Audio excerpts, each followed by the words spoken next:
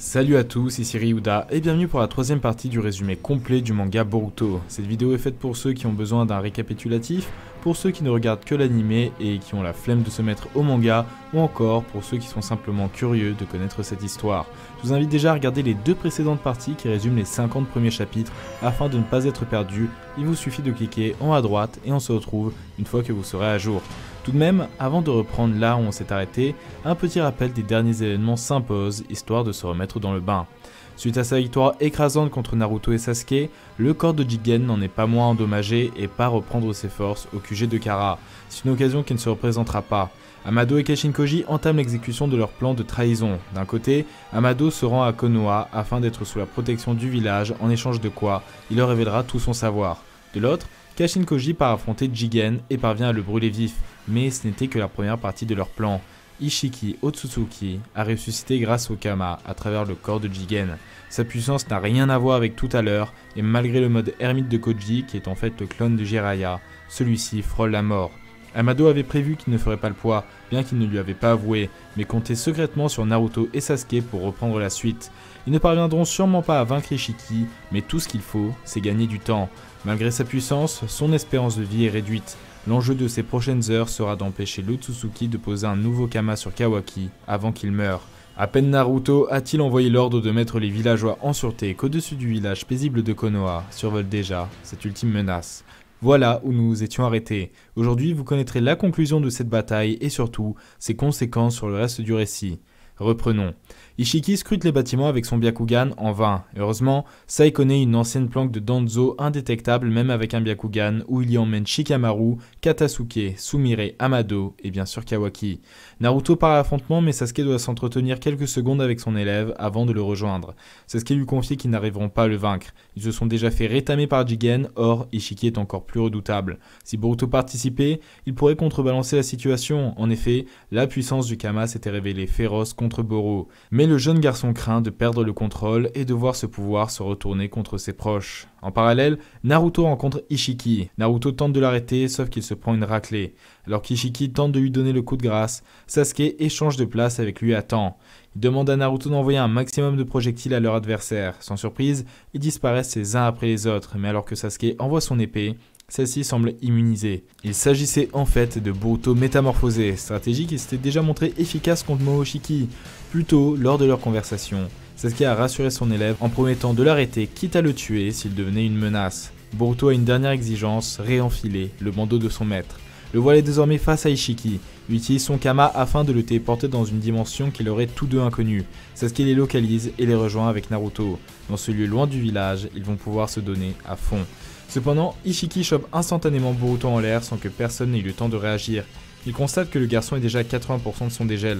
L'extraterrestre compte profiter de cette occasion pour les éliminer. S'il ramène la tête du Hokage, les villageois lui livreront Kawaki sans résistance. En parlant du loup, celui-ci se réveille dans la chambre secrète et découvre sa main dénuée de sceau. Afin d'éviter qu'il ne retrouve son Kama, Naruto et Sasuke donnent tout ce qu'ils ont et alors qu'ils semblent prendre l'avantage, Ishiki utilise son dojutsu pour faire apparaître des géants cubes dans le ciel qui leur tombent dessus. Maintenant qu'ils sont séparés, il va les éliminer un par un, en commençant par Sasuke.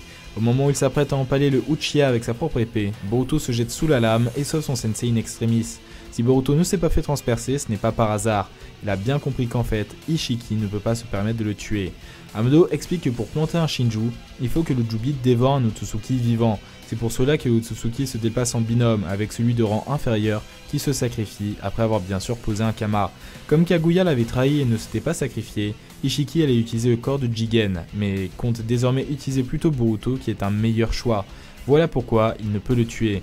Boruto se met un kunai sous la gorge et menace de se donner la mort au moindre mouvement. Ishiki n'en a que faire et disparaît. Il rapetisse l'arme de Boruto avant qu'elle n'atteigne sa gorge, neutralise Sasuke et brise les membres de Boruto. Il ne peut certes pas le tuer, mais par contre, il n'aura aucun scrupule à le blesser. Face à cette situation, Kawaki se sent impuissant et le calme imperturbable d'Amado lui est insupportable. Le scientifique explique qu'il fait les choix qui lui semblent le plus justes dans une situation donnée. Le résultat ne dépend pas de lui, donc s'énerver ne mène à rien. Cependant, il rajoute « Est-ce seulement ton impuissance qui t'énerve ou le sentiment de perte après avoir été dépossédé du Kama ?» Naruto cherche vainement les autres en slalomant entre ces cubes qui l'empêchent de détecter leur chakra. Kurama lui propose un ultime recours, une technique qui condamnera Naruto, mais puisqu'ils vont tous y passer, autant tenter le coup. le Hokage trouve Ishiki et accepte la proposition de Kurama. Un nuage de fumée l'englobe soudainement et en sort Naruto, en mode baryon. Cette forme consiste à fusionner le chakra de Naruto et Kurama en une nouvelle forme d'énergie surpuissante jusqu'à ce que leur réserve soit vidée. Le moindre mouvement, la moindre pensée superflue est à bannir pour limiter la consommation d'énergie. L'Otsutsuki tente de lui donner des coups mais n'en reçoit plus qu'il n'en donne. Les cubes, les pieux, rien ne semble l'atteindre. Naruto domine Ishiki. Cependant, la prothèse alimentée par le Hokage indique à juste titre que son chakra diminue drastiquement alors que celui-ci peine désormais à se relever. Ishiki se réjouit et avance fièrement vers son adversaire agenouillé. Alors qu'il croyait que Naruto avait mis sa vie en jeu vainement, il se met à cracher du sang et découvre avec effroi que sa durée de vie à lui aussi s'est amoindrie jusqu'à à peine 30 minutes. Le mode baryon consomme en fait leur chakra ainsi qu'à tous ceux qu'il touche. Naruto enchaîne de nouveau son adversaire afin de rentrer en contact un maximum. Ishiki le renverse en le bloquant par la gorge et constate qu'il lui reste moins de 10 minutes. Mais en tenant Naruto, il sent que son chakra est lié à Kawaki grâce à la prothèse et parvient à téléporter le garçon sur le champ de bataille. Au même moment, Boruto perd connaissance à la suite de ses blessures et ouvre un Byakugan. Naruto lui crie de s'enfuir mais se prend un coup si puissant qu'il perd connaissance et désactive son mode baryon. Avec l'aide de Sasuke qui permute de place avec le garçon et qui lui confie de l'équipement, Kawaki parvient à se cacher derrière un nuage de fumée brouillant la vision du Byakugan. Après un bref moment où Ishiki perd son sang-froid, il fonce sur Naruto le blessant si fort que sa prothèse tombe au sol. Il tuera le Hokage dans les secondes qui suivent s'il ne se montre pas. Les souvenirs d'horreur de Kawaki que lui a imprégné la vie avec Jigen sont balayés par le sourire et la bienveillance de Naruto. Kawaki se dévoile alors avant la fin du décompte. Il lui crache un katon dessus mais Ishiki l'attrape sans difficulté. Après quelques moqueries, Ishiki réimplante le Kama à Kawaki et s'esclaffe. Il félicite ses créatures inférieures pour l'avoir poussé dans ses derniers retranchements alors que son corps s'effrite peu à peu. Mais à la surprise générale, le Kama disparaît. Ishiki, dérouté, le saisit de panique, mais tombe en lambeaux et s'écroule au sol. Le véritable Kawaki se révèle aux côtés de son clone à qui le Kama avait été posé. Il lui donne le coup de grâce et saute sur le tas de cendres qu'était Ishiki Otsutsuki. Nos héros ont finalement remporté la bataille. Mais à peine ont-ils eu le temps de souffler que de l'ombre surgit Borushiki qui plante son kunai dans le Rinnegan de Sasuke. Je ne pensais pas que vous vaincrez Ishiki. Désormais, vous êtes mes seuls obstacles. Kawaki l'attaque mais Borushiki, qui s'est remis de ses blessures, utilise armes ninja et ninjutsu pour terrasser son adversaire. Puisque le Kama s'est aussi dégelé à 80% en lui, Borushiki a l'intention d'utiliser Kawaki comme sacrifice au Jubi caché par Ishiki. À ce moment-là, c'est au tour de Naruto de perdre connaissance. Comme promis, Sasuke tente d'abattre son élève, mais plutôt qu'utiliser le Kama, Borushiki utilise par exemple un clone pour se protéger d'Amaterasu. Sasuke comprend donc que si l'Otsutsuki n'absorbe pas de chakra, c'est parce que cela réveillerait Boruto. Il compte lui en faire absorber avant que le réserve ne soit épuisé, mais se prend un coup en pleine poitrine, le Rasengan invisible. Alors qu'il s'apprête à téléporter Kawaki, celui-ci utilise son katon pour se brûler vif. Borushiki, ne pouvant perdre son sacrifice, absorbe les flammes mais provoque inévitablement le réveil de son réceptacle. Un conflit commence entre les deux parties du corps mais se clôt sur la victoire de Boruto qui reprend le dessus après avoir brisé sa corne. Il s'écroule à côté de Kawaki et s'excuse pour ce qu'il s'est passé. Imbécile de frère est la réponse à laquelle il a eu droit. Cependant, Naruto se réveille aux côtés de Kurama dans une dimension spirituelle. Les deux amis se font leurs adieux avant de quitter ce monde à cause du contre-coup du mode baryon. Mais le renard avoue qu'il était en fait le seul à payer le prix de cette technique. Au moment où Naruto tente désespérément de rattraper son compagnon qui disparaît derrière un écran de fumée, sa main atteint finalement celle de son fils en larmes alors qu'il reprend connaissance. Sasuke n'ayant plus son Rinnegan, il s'estime déjà heureux d'avoir survécu et n'en veut aucunement à Boruto. Ce dernier les retéléporte à Konoha malgré sa crainte de réutiliser le pouvoir de Momoshiki. En parallèle, Code se réveille de sa sieste aux côtés de Jubi et observe plaintif son Kama blanc. À ce moment-là, son sceau se met soudainement à se répandre et dégage un nuage de fumée duquel surgit l'âme d'Ishiki. Quelle ironie! Avec la disparition de tous mes réceptacles et nulle part pour que mon âme puisse demeurer, sa destination n'est nulle autre que toi, Code, qui ne pouvait devenir un réceptacle. Il ne peut se permettre de laisser la volonté des Otsutsuki mourir avec lui et lègue à son plus loyal serviteur la mission qui l'incombe, se servir de Boruto Kawaki comme sacrifice au Jubi afin qu'il absorbe le chakra de la terre, comprenant les données de tout ce qui a vécu dessus, Ishiki compris, dans un fruit du chakra. En le mangeant, Code deviendra à son tour un Otsutsuki. Il devra répéter le procédé inlassablement sur d'innombrables planètes dans l'espoir d'un jour devenir un véritable dieu. Ce sera chose faite, mais avant ça, il veut connaître le nom de ceux qui lui ont arraché son dieu à lui, afin de le leur faire payer. Une semaine s'est écoulée, Amado, qui a désormais Sumire comme assistante, est parvenu à faire repousser le bras de Kawaki. Celui-ci est parti voir Boruto qui est devenu une vraie vedette à la télé. La plupart des événements comme l'apparition de Momoshiki est bien sûr gardée secrète du grand public, mais Boruto est constamment surveillé et privé de missions rendant l'équipe 7 incomplète et donc inopérationnelle. Il est venu lui faire part d'une idée. Maintenant qu'il est presque totalement Otsutsuki et maîtrise ainsi leurs capacités, ne pourrait-il pas poser son propre Kama pour s'assurer une résurrection le jour où Momoshiki renaîtra? Il a même le candidat parfait, Code, le seul autre enfant à avoir survécu au baptême de Jigen. Malgré son incompatibilité l'empêchant de devenir réceptacle, celui-ci n'est pas mort lors de la sélection et reçut un Kama blanc. Amado explique qu'il est le dernier interne de Kara qui avait pour rôle de surveiller le Jubi. Puisqu'il peut se déplacer de cette dimension à la nôtre sans souci, il doit être arrêté avant de planter le Shinju sur Terre. Code fait justement démonstration de ses capacités en se déplaçant d'une bande à l'autre pour tuer d'un coup de griffe les gardes qui l'empêchaient de rentrer dans le centre de la secte de Boro.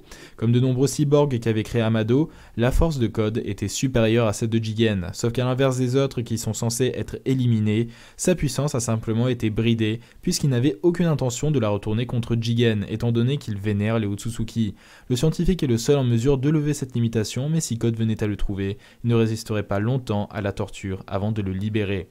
Dans l'enceinte du temple, Code rencontre Bug. Il exige d'être amené au cyborg censé être détruit sous ordre de Jigen qu'a secrètement conservé Boro. Face à une jeune fille profondément endormie derrière le hublot, Code rétorque « Salut Eda, celle qui connaît tout de ce monde ». Une réunion des 5 Kage a lieu en distanciel. Shikamaru explique que la base de Kara se trouve dans une autre dimension, mais les dispositifs de transfert permettant d'y accéder ont été mis hors service. Code est introuvable. Mais pour Gaara, le vrai danger est ailleurs. Il craint la résurrection de Momoshiki et avec lui, le retour d'une menace du niveau d'Ishiki. Naruto affirme que le temps venu, il sera en mesure de faire son devoir en tant que Hokage. Mais Naruto avouera plus tard à Amado qu'en réalité, tant que ça n'aura pas eu lieu, il ne parviendra pas à croire que son fils se transformera en un maléfique Otsutsuki. Le scientifique le comprend puisque lui aussi avait une fille qui est morte il y a 12 ans de ça. Vous dites que vous n'avez pas envie d'y croire, ne serait-il pas plus exact de dire que vous n'avez pas envie de renoncer? C'est d'ailleurs pour ça que vous êtes venu ici, dit-il en lui mettant sous le nez un flacon de pilule. Elles avaient pour premier but d'affaiblir le Byakugan de Jigen, mais pourraient s'avérer utiles dans le ralentissement du dégel. En revanche, on ignore les effets secondaires pouvant aller d'une simple baisse de la vue jusqu'à la mort. La prise de ces médicaments, à tenir éloigné d'Hinata et Mawari, devra donc être le fruit d'une mûre réflexion. Chose dont Code est incapable, nous le démontrant en libérant Eda de son sommeil malgré les avertissements de Bug. Alors que celle-ci semble à première vue fermée à la discussion, Code tente de l'exécuter en vain puisque sa main ne semble plus lui obéir. Il est sous l'emprise de son charme. Ce pouvoir captive le cœur de tout le monde à l'exception des membres de sa famille et des Otsutsuki. Elle possède en plus de ça le Sharingan, l'œil des milieux, qui lui permet d'observer tout ce qui se passe dans le monde actuellement et tout ce qui a eu lieu dans le passé depuis sa naissance. Elle ne voit pas l'avenir mais avait prédit la venue de Code qui aura besoin de l'iris et d'une commande vocale d'Amado pour retirer ses limiteurs. Elle aussi a des comptes à régler avec le scientifique qui lui a volé la possibilité d'un amour sincère. Puisque les gens sont automatiquement captivés par elle, elle ne saura jamais s'ils ont réellement été amoureux ou simplement été victimes de son pouvoir. C'est pour cela que Kawaki, qui est majoritairement Otsutsuki et qui a su la charmer en éliminant Ishiki, serait un candidat parfait pour être son prince charmant. Boruto aussi pourrait donner naissance à une relation sincère, mais elle le laisse à Code comme sacrifice au Jubi. Les cyborgs trinquent à leur alliance. Après une brève présentation des pilules et des risques qu'elles comportent, Boruto les avale sans grande hésitation puisqu'il avait déjà mûrement réfléchi à sa résolution, d'où sa décision à première vue rapide. Cependant, Kawaki est en désaccord avec cette prise de médicaments qui pourrait le tuer avant d'avoir pu poser un Kama sur Code. D'ailleurs, ce dernier étant redoutable et l'entraînement shinobi trop lent, Kawaki propose plutôt la méthode de Jigen, qu'il détestait pourtant jusqu'à présent, consistant en de réels combats sanglants. Boruto lui propose un affrontement duquel le vainqueur imposera sa méthode de travail. C'est Boruto qui remporte le combat grâce à son Kama et surtout au fait que Kawaki se reposait trop sur le sien. Il se trouve minable, mais son frère lui explique qu'il n'a pas à tout endosser et qu'il peut se reposer sur ses amis. Ils reprennent l'entraînement. Plus tard, Kawaki se réveille en sursaut d'un énième cauchemar de Code qui le maltraitait. Amado lui confie que pour vaincre un adversaire pareil, lui poser un Kama dessus ne suffira pas. Certes, Boruto pourra probablement survivre à Momoshiki, mais en attendant la fin de leur dégel, Code se sera déjà vengé. Pour le nuire, maintenant que l'âme d'Ishiki est éteinte, il aura besoin d'un Kama en tant que pure arme. Bien que Kawaki déteste ce sceau, il serait prêt à tout pour atteindre ses objectifs, au même titre qu'Amado. Ces dernières paroles résonnent dans la tête du garçon alors qu'il marche pensif dans les rues de Konoha, ce qui le pousse à s'énerver par mégarde quand Shikadai l'interpelle. Même si son identité est classée secrète, des rumeurs circulent à son sujet, mais Shikadai le rassure, puisqu'il a sa place au village, tel l'a imposé le Hokage. Voyant Kawaki torturé à l'idée qu'il arrive quelque chose au Hokage, Eda demande à Code s'il peut l'épargner. Mais c'est impossible. Naruto est sa cible principale et ne peut se permettre de rayer une deuxième personne de sa liste. Dans ce cas-là, Eda s'assura que Kawaki ignore qu'elle est impliquée dans tout ça. Qu'il la prenne ou non, que fera-t-elle s'il tente de la tuer? Elle l'amène auprès d'un autre caisson pour libérer un nouveau cyborg. Il s'agit de Demon, son petit frère et chevalier qui la protégera. Des gardes arrivent pour les arrêter pile à temps pour qu'il fasse la démonstration de sa capacité de réflexion. Il est capable de renvoyer l'attaque d'un adversaire avant même qu'il ait le temps de l'exécuter. Au labo, Sumire exige des explications sur la proposition d'un nouveau sceau. Amado compare le réceptacle à une maison, le Kama à une porte et l'hôte au propriétaire. Le propriétaire était capable de changer la maison à son image en passant par la porte. Cependant, avec la mort d'Ishiki, il n'y a plus de propriétaire ou de porte, mais la maison est intacte. Amado propose de créer une nouvelle porte afin de réaccéder au pouvoir laissé par l'Otsutsuki pour faire face à la menace en approche. Sumire se doute qu'il cache d'autres intérêts, mais Amado ne préfère pas lui en parler. C'est de l'ordre du privé, si Kawaki lui posait la question, il serait ouvert à l'idée de lui en parler. En tout cas, elle n'a pas à s'en faire pour Konoha. Il n'a aucune envie de les trahir, au contraire, il travaille sur un nouveau cyborg qui sera une alliée de taille pour le village. Par ailleurs, il semblerait que Code ait dissimulé depuis on ne sait quand plusieurs de ses marques à proximité des 5 grands villages, bien évidemment mis sous surveillance. Le fugitif international serait actuellement de monture au petit Demon, jusqu'à ce qu'il se jette finalement sur Bug qui tentait de fuir discrètement. Code profite de ce moment de distraction pour le couvrir de marques, mais elles sont reflétées sur lui-même indépendamment de sa volonté. Il tire Bug à ses côtés pour lui expliquer sa manière de se déplacer ou de déplacer des personnes une à une via ses marques.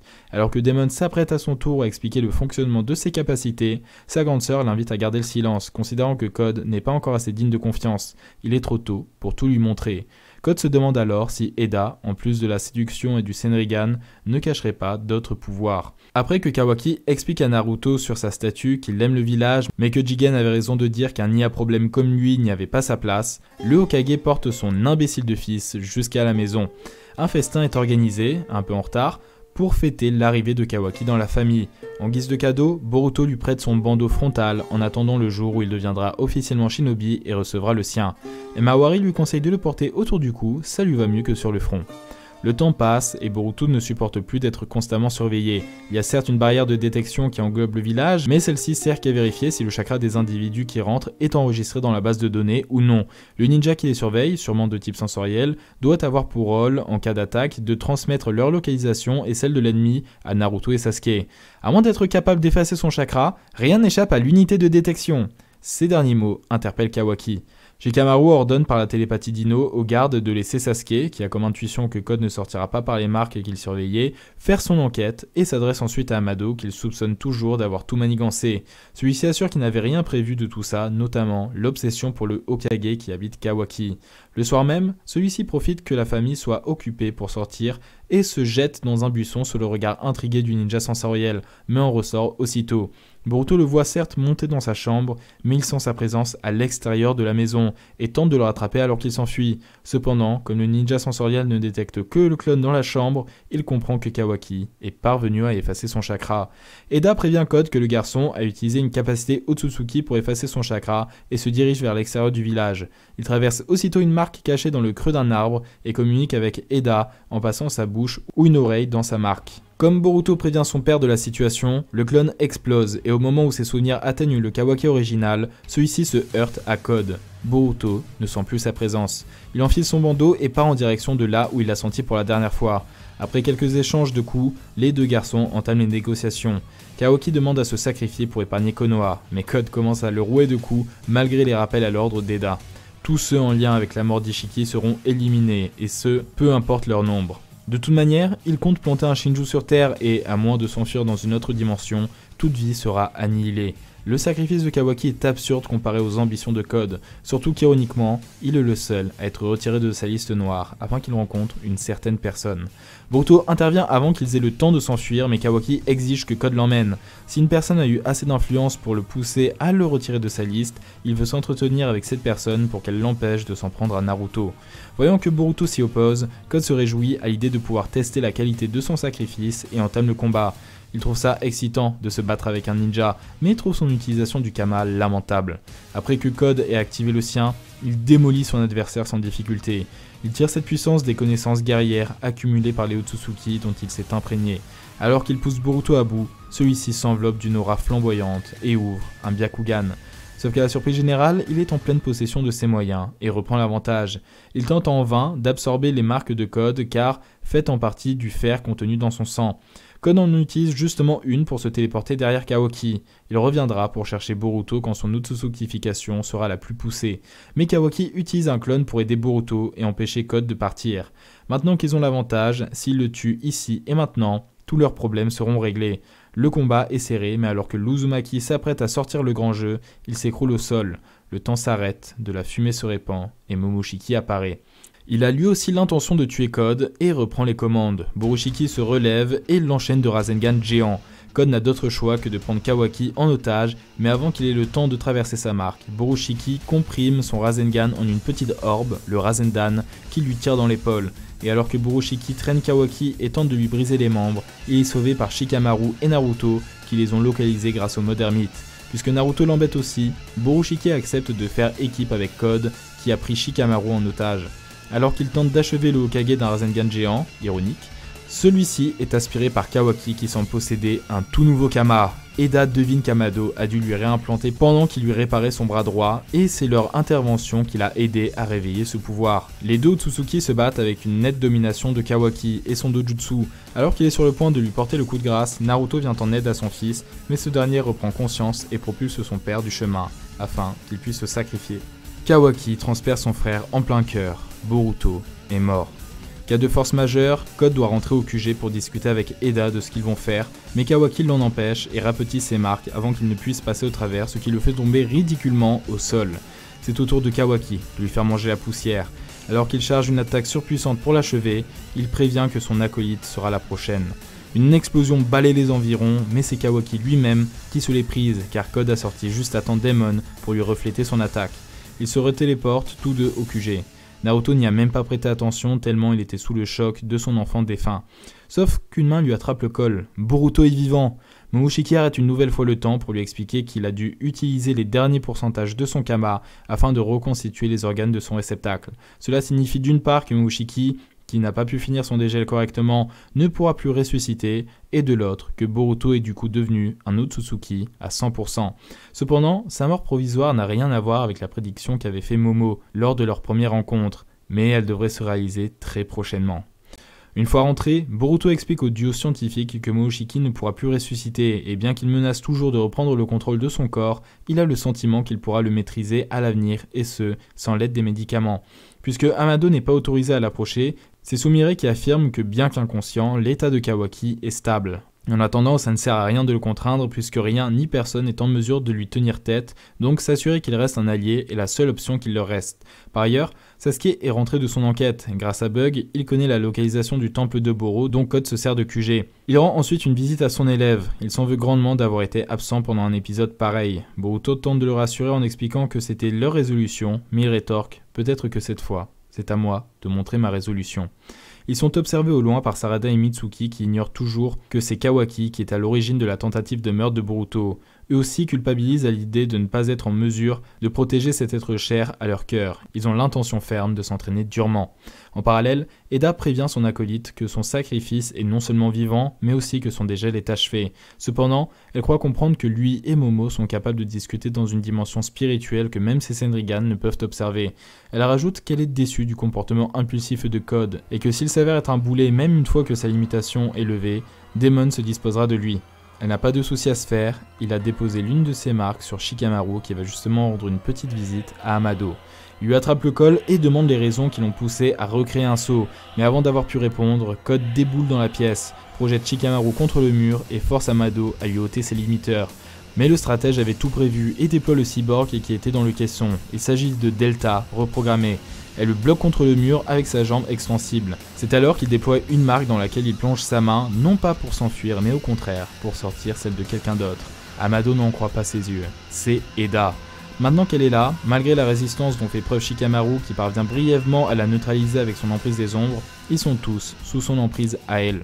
Delta a complètement craqué pour la jeune fille et libère Code sans résistance qui reprend sa torture. Ino contacte Sasuke et Naruto, chacun avec leur élève à ce moment-là, pour venir en aide à Shikamaru. Sasuke prévient son élève et part à ses côtés, tandis que Naruto, bien qu'il ait remercié Kawaki fraîchement réveillé d'avoir pris une décision aussi difficile que tuer son frère, préfère partir sans lui expliquer la situation. Mais le garçon n'est pas dupe. Sumire, qui a découvert lors de sa conversation avec le Hokage ce qu'il avait fait, met en garde Kawaki contre Amado, qui pourrait le manipuler. Mais Kawaki est aussi la source de convoitise de Eda, découvre Shikamaru, qui lui propose un marché. Trahir Code pour rester à Konoha, là où elle pourra voir naître sa romance. Cependant, elle active son Sharingan et découvre que Kawaki s'est rapetissé dans les ventilations pour leur donner une correction. Étant Otsutsuki, il pourrait la blesser, mais Amado n'en a pas parlé avant de peur que Kawaki soit mis en danger. Sauf que Code le pousse dans une marque et se téléporte tous juste avant son arrivée. Au temple, Amado accepte de libérer Code en échange que sa vie lui soit laissée sauve et chuchote. Il n'y a pas de dress code. Un nuage de fumée envahit la pièce. Un tout nouveau Code aux cheveux redressés, cils allongés et sourcils blancs avec des yeux rouges en sort. Alors qu'il regarde le Kama dans son poing, qu'il referme avec détermination, il dit « C'est bon d'avoir la sensation que personne ne peut me vaincre ». Et tente d'achever Amado Sanzu, mais s'arrête net quand celui-ci souhaite s'entretenir avec Eda au sujet de Kawaki.